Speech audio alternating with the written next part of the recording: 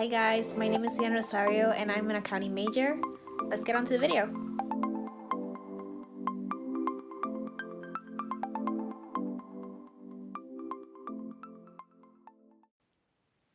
Alright guys, so today I will be showing you how you can rotate the cells of a table you have using the transpose function in two different ways. So starting off with the transpose formula, the first thing we need to do is choose the number of cells that the original table has, but we're going to do that inversely so that the number of rows you have is going to become the number of columns, and the number of columns are going to become your rows. So starting in A16, we're just going to select and drag the cells that we need. If you have a big data source table that you're going to rotate and you need to know how many columns and rows you have, you can use the columns formula and the rows formula, and that should tell you how many rows and columns are within the table, so that way you know how many cells you're going to highlight. Once the cells are selected, we can start typing in our formula. So we're going to do equals transpose, open parentheses, and we're going to choose our range or our array of data that we want these cells to receive. So we're either going to select and drag, or we can just type it out, close parentheses. Now we cannot use the key enter because it's not going to work because this is an array formula. So we're going to press 3 different keys. Altogether, we're going to choose Control, Shift, and Enter. Once you've done that, you can see that these field values right here have become your headers, and the table has been transformed into a vertical table. So we're going to do this again, but in a different worksheet. Same rules apply. You're going to select the number of cells that your original table has inversely.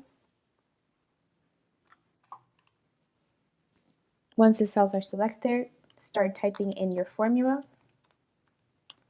Go back to the original data source before you either start typing, because otherwise you're going to select A1 through DC of this worksheet, and this worksheet doesn't have any information.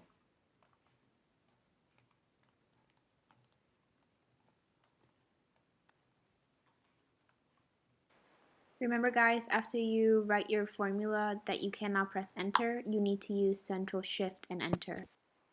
So again, we can see that the field values of your original data source have become your headers in this new worksheet and table, and the table has become vertical.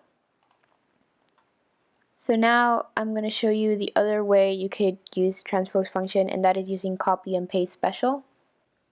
For this, we're going to do this in a new worksheet. We're going to go back to our original data source. We're going to select a cell, any cell within our data or original data table, and we're going to press Ctrl A. Now your entire table has been selected. We're going to go to the upper left corner, press the down arrow on the copy, press copy, or you can right click copy. Go back to the worksheet where you want the data to be copied to.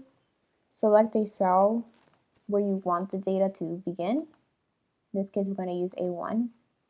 Go to the upper left corner where paste is, do the down arrow, click paste special, and in this box we're going to check transpose, and we're going to click OK. And now your table has been transposed or rotated to become a vertical one, the field values again becoming your headers.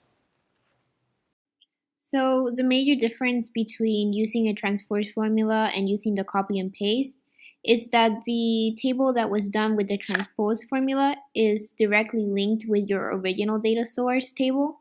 So any change that you come and make to your original data table is going to appear in your transpose formula table that you made, but it won't appear on your copy and pasting because this is just a replicate of your original data source table.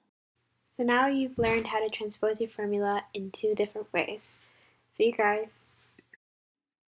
Oh, Before you go, I have something very, very important to ask you. Why didn't the skeleton go to the ball? Yes, a skeleton. Well, because it has nobody to go with. Get it? Well, I hope you guys enjoyed this video and that it was super helpful. I will see you guys in the next one.